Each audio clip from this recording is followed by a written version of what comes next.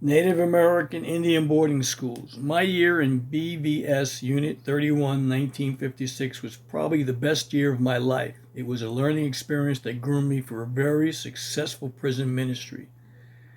My project, Phoenix Indian School in Arizona. My assignment was to be the assistant and secretary to the director of religious education. The school is located on a beautiful palm tree lined campus on North Central Avenue. I was the only white teenager on campus. The Native American students were so lovely and so fascinating to me, I couldn't get enough of them. Our office was in a tiny room in a corner of the medical clinic in the basement of the auditorium. One or two of the original buildings were still standing. I saw to all details for our Sunday Protestant school services. As the weather was always beautiful, these services were held outside in the oval. I had a large choir. If the director, Reverend Harold B. Lundgren, could not be there, I gave the sermon.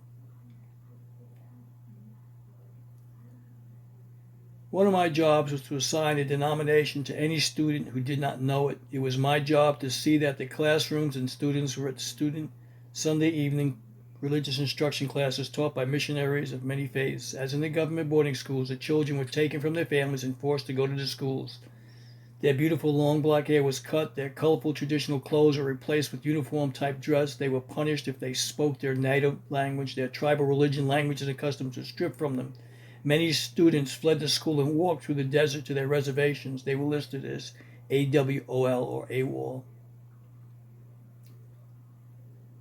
If a student committed an offense, they were sent to our office to be punished. They came in with a note describing their offense. Reverend Lundgren put the note in his pocket and never mentioned it. We talked with the student about their reservation, their sheep, their turquoise, and things they were interested in. We invited them to teach us their language. These things assured the student that our offices were a sanctuary. The teachers often thanked me for straightening out a student sent to our office for punishment. They said things like, "You must have put the fear of God into Billy Begay or Sally Blue Eyes because they are no longer problems." I had a year to ponder this. We never put the fear of God into the students. We just assured them they were special and loved.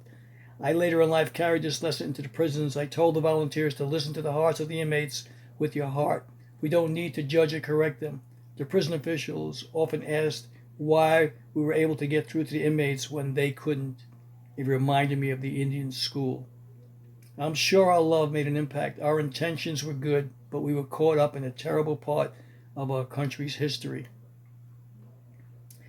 That is my 500-word article. This is additional info for your files. I first contacted you to see if you had copies of letters between BVS, Hudson, and I. As I recall, my first letter asked why we didn't have brethren missionaries at the school. I believe he said that we did not impose our faith on people. The next letter was asking them if the Native American people had beautiful faith of their own and wondered why we were asking them to practice other faiths. Again, I was recalled and I was told to stick to my assignment. The third letter was asking if I could take a pay position with the school, as I was asked to be a girls' athletic director. I often volunteered to supervise when the girls wanted to play tennis or something and the staff were not available. They said I could take the position if I felt it would not distract from my assignment. I decided not to take the paid position. Many times the Mormon and Catholic missionaries would come to our office and insist that I assign more students to their religious education classes. The Mormons said that the Indians should all be Mormons in their eyes. I had been directed to assign the students according to a chart which listed the dominant Christian faith on each reservation. I held to that directive.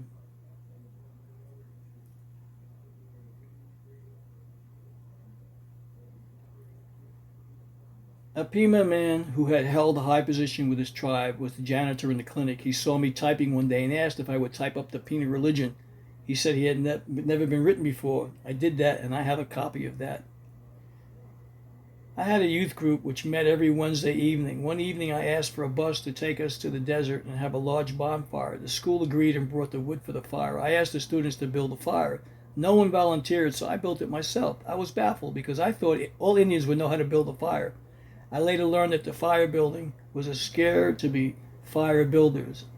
I asked different tribe members to teach us their songs, and they did. We laughed and sang with joy. They asked me to teach them one of our songs. I chose to teach them an Indian song I learned at Camp Harmony. It was "O Man Great Chief." They loved it and laughed at it. So I found myself teaching the Indian song to Indians around a fire I had to build myself. I was often asked to go to the girls' dorm to speak to the girls. I was always asked to sit on the floor. I could feel the carpet as I talked to them. I often spoke of how special it was to be a woman. I noticed during a family day that the women walked behind the men. I ate my lunch at the Cook Christian Training School, a school where Indians from tribes all over the United States and Canada were taught to be missionaries to their own people. Sometimes I played the piano for their services. The school was located on 3rd Street, which is now called Indian School Road, I believe. Saturday night was movie night in the auditorium. If I was working in our office in the basement, I would hear them roaring with laughter. They loved cowboy and Indian movies and laughed at the white men trying to act like Indians. At Christmas, the public filled the auditorium to see the students. At that time, Native Americans could not eat in a restaurant unless they were with a white person. That bothered me, so I saved my evening meal allowances by drinking watered down and sweetened grapefruit juice at my meals. People gave me a lot of grapefruit. I took as many students to restaurants as I could with that money. I remember we were in a restaurant one day. There was a few snow flurries. They closed the restaurant. Being from Pennsylvania, that was amazing. I had a Navajo interpreter, Jane Bodini, and I sometimes invited her to my apartment for meals. Many of the students signed a school yearbook called the Phoenix Redskin. I have agreed to send that yearbook and some other booklets and pictures to the Phoenix Indian School Culture Center. The school is now a park. Only 2 original buildings are still standing. There is also a cultural center, a sort of museum dedicated to the school. 2 sisters with students presently run the center. When the school year was over and the students learned that I would be leaving, many of them begged me to take them with them to my reservation. I was asked by the school to stay another year. I would have been permitted to live on a reservation until school started. I wanted to do that, but I promised a man that I would marry him. So I said, after he got me upset, I said I should have stayed with the Indians. The trauma caused by the boarding school is shared on YouTube presentations. One good thing that came from the school is that the students became educated enough that they were able to help themselves in our country and assimilate themselves. It's interesting for me that the Native Americans became so revered by the white people that they would name their sports teams and other things after Native American names. It was as close as we could get to capturing their bravery, I suppose. Think of all the artistic cravings and love of nature that has been enhanced because we began to observe these beautiful people. The Native American Indians, at one time, we tried to kill the Indian and save the man. We now crave to revive the Indian and redeem our manhood.